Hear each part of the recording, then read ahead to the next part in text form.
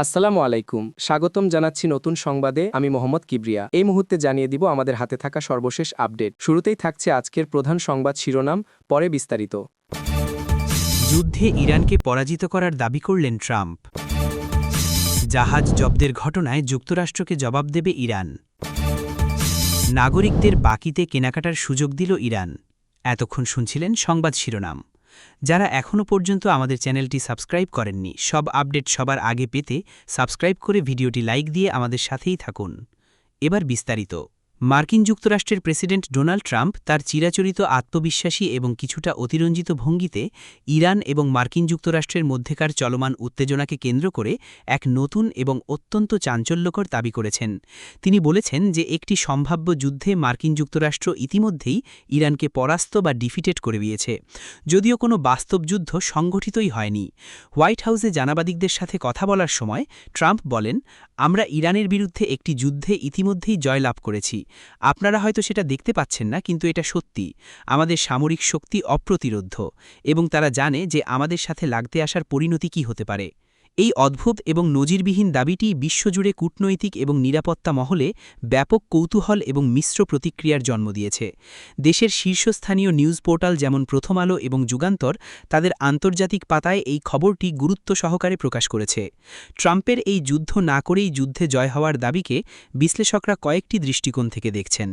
প্রথমত, এটি তার সর্বোচ্চ চাপ বা ম্যাক্সিমাম প্রেশার নীতির একটি বিজয় হিসেবে তুলে ধরার একটি প্রয়াস। মার্কিন প্রশাসন ইরানের বিরুদ্ধে একের পর এক কঠোর অর্থনৈতিক নিষেধাজ্ঞা আরোপ করেছে, যা দেশটির অর্থনীতিকে কার্যত পঙ্গু করে দিয়েছে। ট্রাম্প হয়তো বোঝাতে চাইছেন যে এই অর্থনৈতিক যুদ্ধের মাধ্যমেই তিনি ইরানকে এমন এক কোণঠাসা অবস্থায় নিয়ে গেছেন যে তাদের পক্ষে আর কোনো বড় ধরনের সামরিক সংঘাতে যাওয়ার সক্ষমতাই অবশিষ্ট নেই। এর মাধ্যমে তিনি তার সমর্থকদের কাছে প্রমাণ করতে চাইছেন যে তার আগ্রাসী নীতি সফল হয়েছে এবং তিনি কোনো রক্তপাত ছাড়াই মার্কিন স্বার্থ রক্ষা করতে সক্ষম হয়েছেন। দ্বিতীয়ত, এটি একটি মনস্তাত্ত্বিক যুদ্ধ বা সাইকোলজিক্যাল ওয়ারফেয়ারের অংশ। এই ধরনের একটি আত্মবিশ্বাসী এবং কিছুটা তাচ্ছিল্যপূর্ণ মন্তব্য করে ট্রাম্প হয়তো ইরানের নেতৃত্ব এবং তাদের সামরিক বাহিনীর মনোবল ভেঙে দেওয়ার চেষ্টা করছেন। তিনি একটি বার্তা দিতে চাইছেন যে কোনো ধরনের সংঘাতের ফলাফল আগে থেকেই নির্ধারিত এবং ইরানের পক্ষে জয়ী হওয়ার কোনো সম্ভাবনা নেই। তৃতীয়ত, এটি মার্কিন যুক্তরাষ্ট্রের আসন্ন প্রেসিডেন্ট নির্বাচনের প্রচারণারও একটি অংশ। ট্রাম্প নিজেকে একজন শক্তিশালী এবং বিজয়ী নেতা হিসেবে প্রমাণ করতে চান, যিনি কোনো যুদ্ধ শুরু না করেই দেশের শত্রুদের দমন করতে পারেন। এটি তার যুদ্ধ বিরোধী কিন্তু শক্তিশালী আমেরিকার ভাবমূর্তির সাথে সঙ্গতিপূর্ণ। তবে সমালোচকরা এবং অনেক সামরিক বিশেষজ্ঞ ট্রাম্পের এই দাবিকে একটি বিপজ্জনক, অপরিপক্ক এবং বাস্তব বিজর্জিত ধারণা বলে উড়িয়ে দিয়েছেন। তারা বলছেন, ইরানকে কোনোভাবেই একটি পরাজিত শক্তি হিসেবে দেখা উচিত নয়। অর্থনৈতিক নিষেধাজ্ঞা হয়তো তাদের অর্থনীতিকে ক্ষতিগ্রস্ত করেছে, কিন্তু তাদের সামরিক সক্ষমতা, বিশেষ করে তাদের মিসাইল পরিকল্পনা এবং আঞ্চলিক প্রক্সি বা ছায়া গোষ্ঠীগুলোর নেটওয়ার্ক এখনও অত্যন্ত শক্তিশালী এবং ভয়ঙ্কর। তারা আশঙ্কা করছেন, ট্রাম্পের এই ধরনের আত্মতুষ্টিমূলক এবং তাচ্ছিল্যপূর্ণ মন্তব্য ইরানকে আরও বেশি আগ্রাসী এবং বেপরোয়া করে তুলতে পারে। তারা হয়তো তাদের সম্মান রক্ষার জন্য এবং প্রমাণ করার জন্য যে তারা পরাজিত হয়নি, একটি হঠকারী এবং ঝুঁকিপূর্ণ সামরিক পদক্ষেপ নিয়ে ফেলতে পারে, যা একটি অনাকাঙ্ক্ষিত এবং ভয়াবহ সংঘাতের সূচনা করবে। এখন দেখার বিষয়, ট্রাম্পের এই মনস্তাত্ত্বিক বিজয়ের দাবিটি কি সত্যিই মধ্যপ্রাচ্যে উত্তেজনা কমাতে কোনো ভূমিকা রাখবে, নাকি এটি একটি নতুন এবং আরও বড় সংঘাতের অনুঘটক হিসেবেই কাজ করবে। এই ধরনের একটি জটিল ভূরাজনৈতিক পরিস্থিতিতে কোন ধরনের পদক্ষেপ সবচেয়ে যৌক্তিক হতে পারে বলে আপনি মনে করেন? আপনাদের মূল্যবান মতামত আমাদের কমেন্ট সেকশনে জানাতে পারেন। আন্তর্জাতিক সামুদ্রিক নিরাপত্তা এবং ভূরাজনৈতিক উত্তেজনা এক নতুন এবং অত্যন্ত বিপজ্জনক পর্যায়ে প্রবেশ করেছে ইরান এবং মার্কিন যুক্তরাষ্ট্রের মধ্যকার একটি সাম্প্রতিক ঘটনাকে কেন্দ্র করে। মার্কিন যুক্তরাষ্ট্র সম্প্রতি রাশিয়ার একটি তেলবাহী জাহাজ, যা ইরানের তেল পরিবহন করছিল বলে অভিযোগ, সেটিকে আন্তর্জাতিক জলসীমা থেকে জব্দ করার পর ইরানের পক্ষ থেকে এর একটি কঠোর এবং দাঁত ভাঙা জবাব দেওয়ার হুঁশিয়ারি উচ্চারণ করা হয়েছে। ইরানের ইসলামিক রেভলিউশনারি গার্ড কর্পস বা IRGCর নৌবাহিনীর commander admiral Ali Reza Tangsiri এক বিবৃতিতে বলেন, আমাদের সম্পদ এবং জাতীয় স্বার্থের ওপর এই ধরনের জলদস্যুতার মতো কর্মকাণ্ড কোনোভাবেই বরদাস্ত করা হবে না। যারা এই আগ্রাসন চালিয়েছে তাদের খুব শীঘ্রই এর জন্য অনুশোচনা করতে হবে। আমরা উপযুক্ত সময় এবং স্থানে এর একটি সমুচিত জবাব দেব। এই সরাসরি এবং দ্ব্যর্থহীন হুঁশিয়ারি পারস্য উপসাগর এবং হরমুজ প্রণালীর মতো বিশ্বের অন্যতম গুরুত্বপূর্ণ সামুদ্রিক বাণিজ্য পথে একটি নতুন এবং ভয়াবহ সংঘাতের আশঙ্কা তৈরি করেছে। এই ঘটনার সূত্রপাত হয় গত সপ্তাহে, যখন মার্কিন নৌবাহিনীর একটি যুদ্ধজাহাজ ওমান উপসাগরে রাশিয়ার পতাকাবাহী একটি ট্যাঙ্কার লানাকে আটক করে। মার্কিন যুক্তরাষ্ট্র দাবি করেছে তাদের কাছে সুনির্দিষ্ট গোয়েন্দা তথ্য ছিল যে এই জাহাজটি ইরানের তেল পরিবহন করে মার্কিন নিষেধাজ্ঞা লঙ্ঘন করছিল। তারা জাহাজটিকে আটক করে একটি অজ্ঞাত স্থানের দিকে নিয়ে যায় এবং এর তেল বাজেয়াপ্ত করার প্রক্রিয়া শুরু করে। এই ঘটনায় রাশিয়ার পক্ষ থেকেও তীব্র প্রতিক্রিয়া জানানো হয়েছে। তারা এই পদক্ষেপকে একটি বেআইনি এবং আন্তর্জাতিক আইনের লঙ্ঘন বলে অভিহিত করেছে। কিন্তু ইরানের প্রতিক্রিয়াটি ছিল সবচেয়ে কঠোর। বিশ্লেষকরা বলছেন ইরানের এই জবাব দেওয়ার হুঁশিয়ারিকে কোনোভাবেই হালকাভাবে নেওয়ার সুযোগ নেই। অতীতেও দেখা গেছে ইরান এই ধরনের ঘটনার প্রতিক্রিয়ায় হরমুজ প্রণালীতে ব্রিটিশ বা অন্যান্য দেশের পতাকাবাহী তেল ট্যাঙ্কার আটক করে একটি টিট ফর ট্যাট বা ইটের বদলে পাটকেল ধরনের পরিস্থিতি তৈরি করেছে। তারা হয়তো এবারও একই ধরনের কোনো পদক্ষেপ নিতে পারে। তারা হয়তো পারস্য উপসাগরে চলাচলকারী কোনো মার্কিন বা তার মিত্র দেশের বাণিজ্যিক জাহাজ আটক করতে পারে, অথবা এই অঞ্চলে মার্কিন নৌবাহিনীর কোনো ড্রোনের উপর হামলা চালাতে পারে। এই ধরনের যে কোনো একটি ঘটনাই পরিস্থিতিকে একটি পূর্ণাঙ্গ সামরিক সংঘাতের দিকে ঠেলে দেওয়ার জন্য যথেষ্ট। এই পরিস্থিতি বিশ্ব অর্থনীতিকেও একটি বড় ধরনের ঝুঁকির মুখে ফেলে দিয়েছে। হরমুজ প্রণালী দিয়ে বিশ্বের প্রায় 1/3 সামুদ্রিক তেল পরিবাহিত হয়। যদি এই অঞ্চলে কোনো ধরনের সামরিক সংঘাত শুরু হয় এবং এই জলপথটি বন্ধ হয়ে যায়, তাহলে বিশ্ববাজারে তেলের দাম আকাশচুম্বী হবে এবং বিশ্ব অর্থনীতি এক ভয়াবহ মন্দার দিকে ঠেলে দেবে। এখন দেখার বিষয় ইরান কি তার হুঁশিয়ারি অনুযায়ী সত্যিই কোনো পাল্টা পদক্ষেপ গ্রহণ করে, নাকি পর্দার আড়ালের কূটনৈতিক তৎপরতার মাধ্যমে একটি সম্মানজনক সমাধান খুঁজে বের করা সম্ভব হয়। এর ওপরই নির্ভর করছে মধ্যপ্রাচ্যের এবং সম্ভবত পুরো বিশ্বের ভবিষ্যৎ শান্তি ও স্থিতিশীলতার রূপরেখা। এই ধরনের একটি জটিল এবং বিপজ্জনক পরিস্থিতিতে কোন ধরনের পদক্ষেপ সবচেয়ে যৌক্তিক হতে পারে বলে আপনি মনে করেন?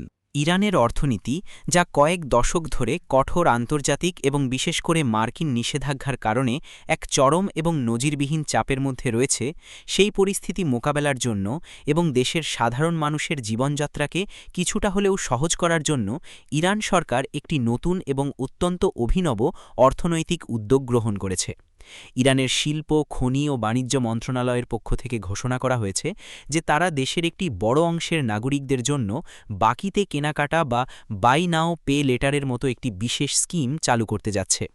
এই প্রকল্পের অধীনে নির্দিষ্ট আয়ের সীমার নিচে থাকা পরিবারগুলো এবং সরকারি কর্মচারীরা একটি বিশেষ ডিজিটাল কার্ড বা অ্যাপ ব্যবহার করে দেশের নির্ধারিত কিছু দোকান এবং সুপারমার্কেট থেকে তাদের নিত্যপ্রয়োজনীয় জিনিসপত্র, খাদ্য এবং পোশাক বাকিতে বা কিস্তিতে ক্রয় করার সুযোগ পাবেন।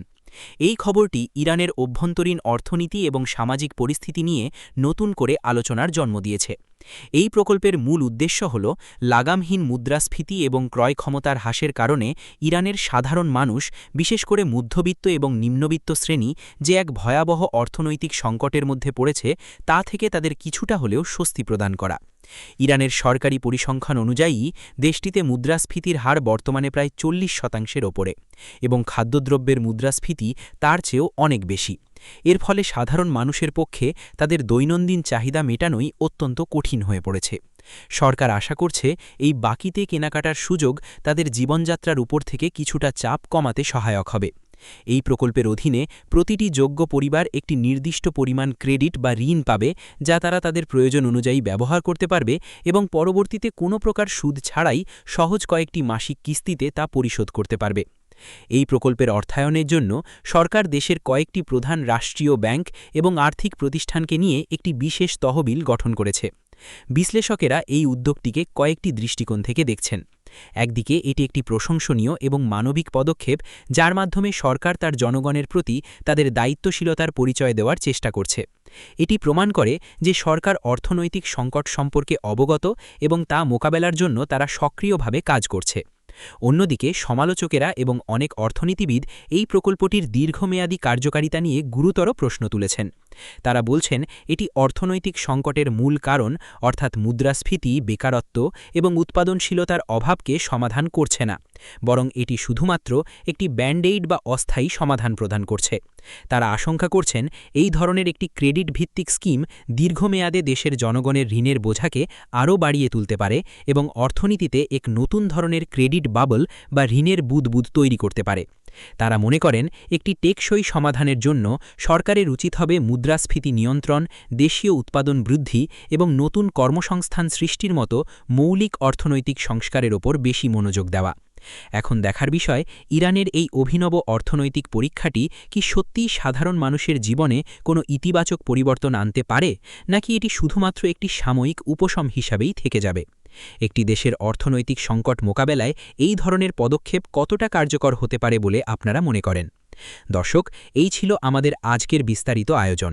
প্রতিটি খবরই আন্তর্জাতিক অঙ্গনের চলমান পরিস্থিতিতে অত্যন্ত গুরুত্বপূর্ণ এবং আমরা চেষ্টা করেছি প্রতিটি বিষয়ের গভীরে গিয়ে একটি নিরপেক্ষ এবং বস্তুনিষ্ঠ চিত্র আপনাদের সামনে তুলে ধরতে। আপনাদের মূল্যবান সময় দিয়ে আমাদের সঙ্গে থাকার জন্য অসংখ্য ধন্যবাদ। যদি আমাদের এই পরিবেশনা আপনাদের ভালো লেগে থাকে এবং তথ্যবহুল মনে হয়, তাহলে অবশ্যই ভিডিওটিতে একটি লাইক দেবেন। আপনাদের প্রতিটি লাইক আমাদের আরও ভালো কাজ করতে অনুপ্রাণিত করে।